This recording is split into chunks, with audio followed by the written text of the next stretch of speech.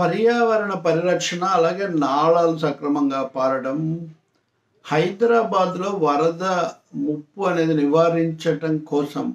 నివారించటం కోసం హైడ్రా ఆపరేషన్ ఉపయోగపడుతుందని అత్యధికులు భావిస్తున్నారు. ముఖ్యమంత్రి రేవంత్ రెడ్డి చొరవతో రంగనాథ్ కమిషనర్గా పనిచేస్తున్న హైడ్రా కొన్ని ధైర్యంగా నిర్ణయాలు చేస్తుంది అనేటటువంటి అభిప్రాయం కూడా బలంగా ఉంది.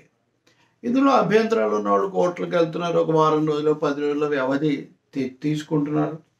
కొన్ని చోట్లేమో ఇదివరకే ప్రభుత్వాలు అనుమతిస్తే కదా మేము పెట్టుకున్నామని వాళ్ళు ప్రశ్నిస్తుంటే వాళ్ళ మీద కూడా తప్పుగా అనుమతులు ఇచ్చిన వాళ్ళ మీద కూడా చర్యలు తీసుకునే విధంగా మేము కొత్త ఉత్తర్వులు తెస్తూ ఉంటున్నారు. ఏం జరుగుతుందో చూడాలి.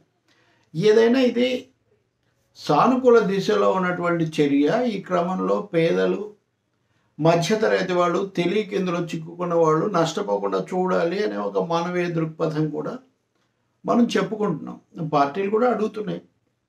ఈటెల రాజేందర్ బీజేపీ పార్లమెంట్ సభ్యుడు, మాజీ మంత్రి దీర్ఘకాల, ఆయన కూడా అదే మాట అంటున్నారు. బాగానే ఉంది, కానీ అంతటితో ఆగట్లేదు. ఆయన దాదాపు హైడ్రాకు కౌంటర్, హైడ్రా అనే దాంట్లో ఇది ఒక్కటే కోణం ఉన్నట్టుగా మాట్లాడుతూ హైడ్రాకు అస్సలు ఎదురులేదు, మీరు చేసుకుంటూ వెళ్ళిపోండి అని అదే బీజేపీకి చెందిన ఎంపీ రఘునందన్ లాంటి వాళ్ళు మాట్లాడుతుంటే ఈటెల రాజేందర్ మాట్లాడేదేమో కొంచెం భిన్నంగా ఉంది. సరే, పేదల గురించి ఆయన అంటున్నారు. ఓకే, ఆయన కూడా గతంలో ఉన్న నేపథ్యాన్ని బట్టి. కానీ ఏదో సామెత చెప్పినట్టు ఉరి దేని మీదో పడింది అన్నట్టుగా ఈయన మిత్రుడు ప్రొఫెసర్ నాగేశ్వర్ మీద దాడి చేయాల్సిన అవసరం వచ్చింది. అది కూడా తీవ్ర స్థాయిలో. నాగేశ్వర్ చెప్పింది మీకు ఏదైనా నచ్చకపోతే పలానాది నచ్చలేదు లేదా అది సరికాదని మీరు చెప్పొచ్చు. కానీ ఆయన చూడో మేధావిని, ఆయనకి ఏం తెలుసు అని ఆయనకు తెలిసింది ఆయనకు తెలుసు. ఆయన ప్రొఫెసర్, పదవి విరమణ చేశారు, దీర్ఘకాలంగా మీడియాలో సుపరిచితులు, ఎమ్మెల్సీ చేశారు, ప్రజా ఉద్యమాలతో సంబంధం ఉంటుంది. రాజేందర్ కూడా మిత్రుడు. ఇప్పుడు హఠాత్తుగా మీకు ఒకటి నచ్చకపోతే ఆయన మీద ఎందుకు పడినట్టు? అది కొనసాగిస్తున్నాడు. ఏదో ఆయన అన్నాడు ఒకసారి అంటే దానికి అతను సమాధానం చెప్పారు. కాకపోతే మీరు ఎప్పుడైతే చూడో మేధావి అది ఇది అన్నారో దానికి తగినట్టు ఆయన కూడా కొన్ని మీ దగ్గర ఉన్న వైరుధ్యాలు ఆయన కూడా ఎత్తి చూపించారు. నేను ఆ వివరాలన్నింటిలోకి పోవాల్సిన అవసరం కూడా లేదు. కానీ అసలు ఈ లక్షణం ఏంటి?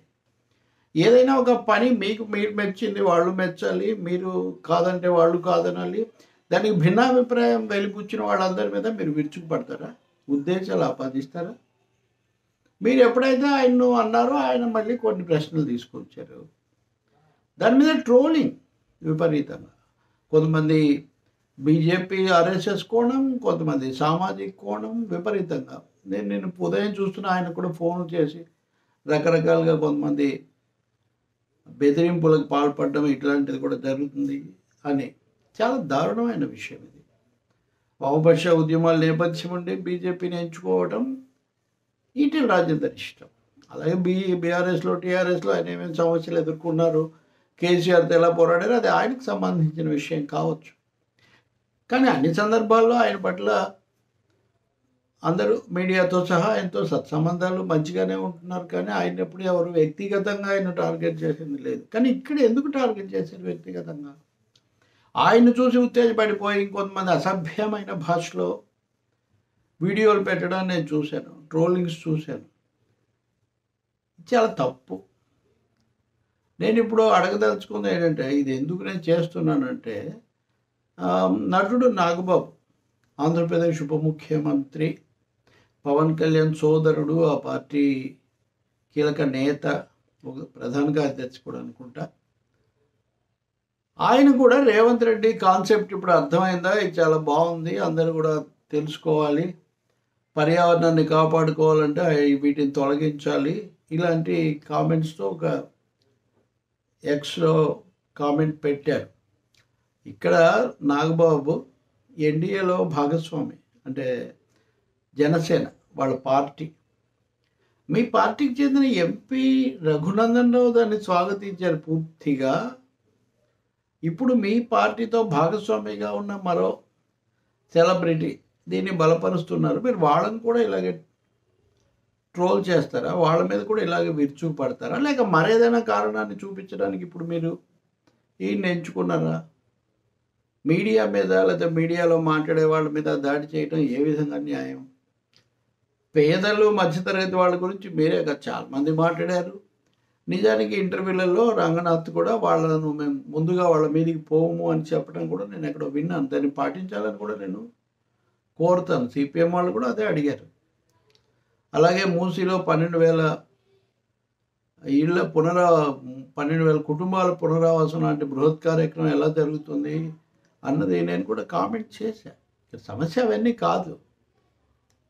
మీరు ఒక్కరే పేదల కోసం ఉన్నట్టు ఆయన ఏదో కానట్టు ఆయన మీద పడ్డారు. ఇప్పుడు మీరు నాగబాబు మీద కూడా మళ్ళీ ఇలాగే దాడి చేస్తారా? ఇప్పటికైనా కానీ ట్రోల్స్ ఆపమని మీరు చెప్తారా? ఇదేదో మతానికి, కులానికి, వ్యక్తిగతానికి సంబంధించిన సమస్య కాదు. ఒక ధోరణి, ఒక అసహనం. ఈ అసహనం బీజేపీకి చాలా ఎక్కువగా ఉంది. మేధావులందరూ మేధావులు అంటే వాళ్ళు ఏదో కుహనా మేధావులు అని పేరు పెట్టంటే మీ దగ్గర ఏమైనా ఐఎస్ఐ స్టాంప్ ఉంటుందా? ఎవరు మేధావులు ఎవరు కాదో చెప్పడానికి? చాలా తప్పండి, అది పొరపాటు. మీరు అసలు మీ దారి తప్పిన ఈ దాడిని మీరు విరమించుకొని మీ శిష్యులకు కూడా చెప్పండి, చేయొద్దు, ఇది సరికాదు అని. హైడ్రా మీద మీ వైఖరి ఏదైనా ఉంటే మీరు రాజకీయంగా ఎదుర్కోండి, చట్టబద్ధంగా ఎదుర్కోండి. బలపరిచే భాగం ఏంటో, బలపరిచని భాగం ఏమి, ఎంతవరకు మీరు ఒప్పుకుంటారో, ఏది మీరు ఒప్పుకోరో మీరు అది చెప్పండి. అంతేగాని ఒక రాజకీయంగా కాంగ్రెస్, బీజేపీ రాజకీయాలు రీత్యా మీరు చేయదలుచుకుంటే అది మీ పార్టీల కోణం.